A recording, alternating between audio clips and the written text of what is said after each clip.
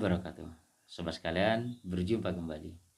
Kali ini kita akan menyimak momen-momen di mana Saka Tatal, salah satu terpidana kasus Vina dan Eki yang sudah bebas bersyarat menjalani hukuman 8 tahun penjara, kini dihadirkan dalam sidang peninjauan kembali 6 terpidana teman-temannya yang saat ini masih mendekam dalam penjara.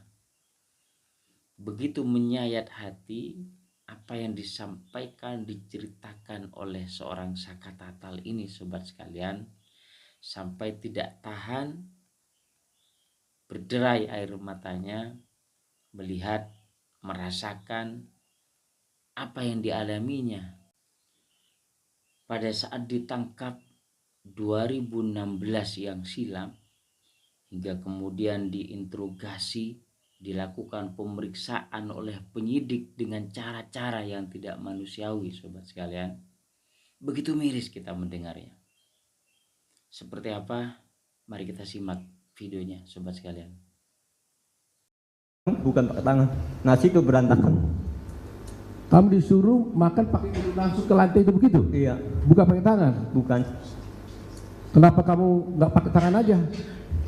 Nanti disiksa lagi. Saya udah nggak kuat. Saya juga udah nggak bisa nahan. Yang lain juga yang dewasa udah pada mengakui.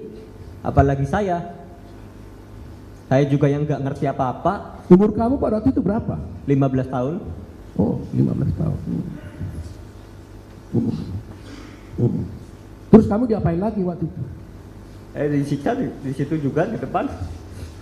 Ada di strom gitu pakai listrik apa? Pas di situ itu pas di ruangan narkoba. Oh, saudara di strom? Iya, sama yang lainnya. Di rumah, di ruangan Narkoba. ruangan siapa itu? Nggak tahu. Itu alatnya kotak. Ada tombolnya. Bagaimana caranya menyetrumnya? Disetrum ke badan sampai ke kaki. Badan manamu di stromnya? Dari badannya dari belakang sampai samping-samping, depan sama ke kaki. Di strom ada masuk kotak sampai ke listrik gitu? Enggak, jadi alatnya tuh kayak model kayak pakai sasan. Oh, pakai cas begitu ya? Kamu di strom itu supaya apa? Suruh mengakui, teman-teman juga bilangnya udah pada mengakui, tapi Saka tetap nggak mengakui. Akhirnya Saka mengakui karena sudah nggak kuat, sudah nggak bisa nahan lagi. Sampai badan Saka juga udah nggak bener-bener nggak kuat, sampai tangan dijepit, sampai saat ini juga tangan masih cacat. Ini bengkok. Tangannya sampai cacat. Ini pakai kursi. Saudara tahu nggak siapa yang melakukan itu? Oknum kepolisian. Berapa orang waktu itu? Banyak. Itu tiap pagi, tiap apel, ganti-ganti polisi, gaplokin terus, disiksa lagi. Loh, kamu disiksa bukan satu kali saja atau saat itu saja? Tiap hari? Tiap hari. Sampai di depan lapangan yang dekat bendera, di situ diinjak-injak. Saudara tadi menerangkan pemukulan itu membuat tangan saudara cacat. Pakai kursi. Ya. Saudara menunjukkan tangannya tadi ya. Kita lihat sama-sama. Yuk. Coba. Ayo, sini Pak. Yang mana Pak? Coba Pak sama. Ini sedang memperlihatkan tangannya Saka Tatal yang Jual uratnya kena. cacat, sobat sekalian. Pakai kursi Bengkok ini sebelah. enggak lurus. Bayangkan diinjak pakai kursi dan kursinya sedang diduduki Ini. sama petugas waktu itu. Iya, di atasnya ada orangnya. Ampun. Iya. Iya. Yang pijakan kursi. Itu kursi besi. Kan tadi yang keliling muter.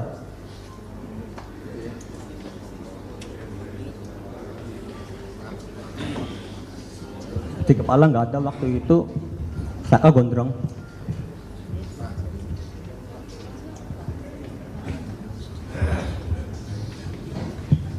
Silakan Pak, untuk dilanjutkan. Makasih. Jadi saudara disiksa tidak hanya sekali itu saja? Iya. Tiap hari disiksa. Tiap hari disiksa? Iya. Nyampe dipindah ke Polda juga masih disiksa. Berarti baru nyampe di Di Polda. Polres Oh, Cirebon lanjut kemudian waktu ke itu kamu di Polda Cirebon. juga diperiksa sobat Ya. sekalian. Sampai tangan kamu itu dikasih kursi, Iya. orangnya ada. Iya. Itu sampai cacat, ya kan? Iya. Nah, waktu di Cirebon, sebelum ke Polda dulu ya, saya Iya. mau urut ini detail ya supaya tahu ya. Waktu di Cirebon, itu akhirnya saudara mengaku. Mengaku karena sudah tidak kuat lagi menahan pukulan dan Luar siksaan. biasa sobat sekalian. Apa yang saudara akui pada waktu itu? Ya bilangnya di situ juga udah ada keterangannya, kamu memukul 1 kali. Saka jawab cuma iya iya aja, jadi Saka udah nggak bisa ngomong apa-apa lagi. Baik. Ingat dulu ya, waktu di Cirebon, belum ke Polda ini. Iya. Sebelum pindah ya, supaya spernya jangan berbeda nanti ya. Waktu di Cirebon, tadi saudara katakan disiksa, Iya. ya kan, dipukul, ditonjok, ya kan, Dikasih balsam. dikasih balsam. Iya. Apa itu balsam? Dari mata sampai ke alat kelamin. Ampun. Yang lain juga sama. Balsam dikasih ke ada alat kelamin kamu. Iya. Gua bergelepar dong. Itu posisi waktu di dalam sel. Dalam saya. Ke mata juga ada. Iya. Siapa yang melakukan itu? Itu disuruh sama polisi, kalau nggak mau disiksa lagi. Jadi terpaksa mau nggak mau, terus juga sama cabai kering ke alat kelamin. Ke alat kelamin. Nggak mau terpaksa harus mengikuti kemauannya oknum kepolisian. Jadi kamu dibuka baju, ditelanjangin gitu? Itu ya, jadi nggak ditelanjangin, jadi posisinya kan waktu pertama ditangkap kan pakai celana panjang, di situ celana panjangnya dipotong. Dipotong. Terus? Iya. Terus ada besoknya ada keluarga ngejenguk tapi nggak bisa ketemu, cuma dititipin aja. Jadi pakai balsamnya itu caranya masukkannya gimana? jadi pakai tangan langsung masuk sendiri, Tangan polisi itu sendiri masukin? pakai tangan masing-masing. Oh, disuruh tangan masing-masing memasukkan. Iya, mau nggak mau, kalau nggak mau disiksa lagi. Oh, jadi balsam dikasih kamu Dari oknum kepolisian. dari polisinya. Iya, Suruh masukin ke alat kelamin iya, dan mata. Kalau nggak mau disiksa. iya.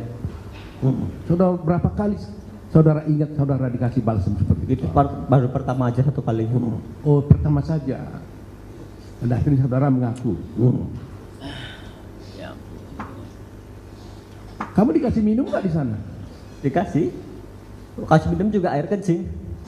Yang 1 liter gede, itu diputerin ke 1 semuanya. liter. Kalau nggak mau disiksa lagi sebelum diminum air kencing, itu disiksa dulu. Ya ampun. Kepada mereka juga dikasih itu? Iya. juga? Tadi yang balsam itu kepada mereka juga begitu? Iya, semuanya. Jadi bukan Saka sendiri, semuanya. Saudara tahu nggak kencing siapa itu? Nggak tahu itu air kencing siapa, nggak tahu. Tapi sudah Ya. Luar biasa sobat sekalian.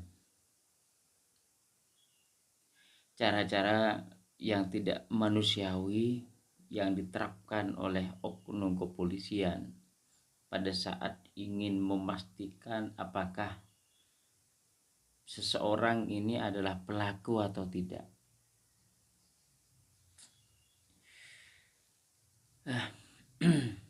Begitu miris mendengarnya sobat sekalian, yang dialami oleh Saka Tatal dan teman-teman terpidananya waktu itu pada saat dilakukan pemeriksaan, dan itu tidak terhenti hanya sekali saja sobat sekalian.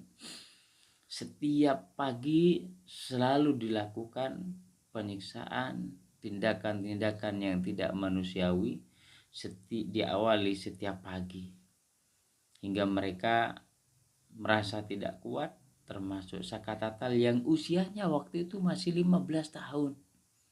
Masih 15 tahun usianya sobat sekalian. Tindakan yang begitu miris ya. Kenapa sampai melakukan seperti ini ya oknum kepolisian? Padahal ini bukan SOP-nya itu. Sampai melakukan ini kenapa itu? Apakah ini tidak hanya terjadi di Cirebon? Atau seluruh Polres Polda di Indonesia sudah melakukan cara-cara yang seperti ini gitu. Luar biasa ini sobat sekalian. Berikutnya yang cukup menjadi pertanyaan saya sobat sekalian, dan mungkin kita semuanya, apa yang dilakukan Propam pada saat pemeriksaan yang sudah dilakukan sehingga tidak ditemukan satupun pelanggaran etik waktu itu? Apa yang dilakukan Propam sobat sekalian? Apakah untuk menutupi pelanggaran-pelanggaran anak buahnya yang sudah dilakukan? Entahlah sobat sekalian. Polri harus berbenah. Mudah-mudahan sudah tidak terjadi lagi, tidak ditemukan lagi oknum-oknum kepolisian yang berbuat tidak manusiawi seperti ini. Sampai berjumpa di episode berikutnya. Wassalamualaikum warahmatullahi wabarakatuh.